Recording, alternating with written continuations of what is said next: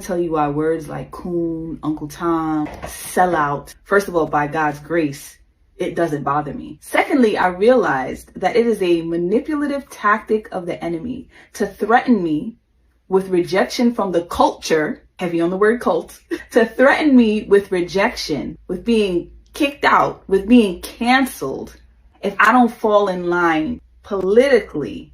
You can't threaten someone who knows they're set apart with rejection. You see, there once was a time where I did it for the culture. You know that phrase, do it for the culture. But now as a born again Christian, I do what I do for the Lord, even if that means angering people who have my skin color. You see, I get called a coon, saying things like, your unborn child deserves to live, just like you have been given the chance to make it out the womb. I get uninvited from the cookout for saying things like, hey, nobody's holding you back. I get called a coon for saying things like, you have never met a white supremacist. And if you're honest, most of the white people that you have encountered in your life, most of those encounters have been positive. I get called a coon for saying, if we're all about entrepreneurship and owning property and building generational wealth, it's counterproductive to be voting for a socialist. You can't be saying tax the rich while God has put it on your heart to build wealth. I get called a coon for saying things like respect authority. You see, I've come to realize that when Shadow Jackson said that Black culture is really a political statement, I really believe that that's true. Why?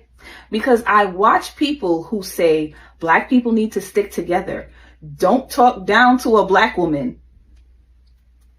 Put down a Black woman because they disagree politically. So when you've rescinded your invite to the cookout, when you have declined my Black card, when you say those things on the basis of where I align politically, then you're pretty much confirming what it means to be Black. And those of you who are listening to this with an open mind, I challenge you to go and research what Black American culture looked like 100 years ago. Not the Marxist education that we get in public school. Go listen to Thomas Sowell. Look him up on YouTube. Read one of his books. I'm always going to be validated. But what I'm not going to do is fall in line with the demonic liberal ideology that has come to shape what it means to be Black. I'm not going to do that just to have a seat at the table with the cool Black kids. I'm already seated with Christ in heavenly places, and that is good enough for me.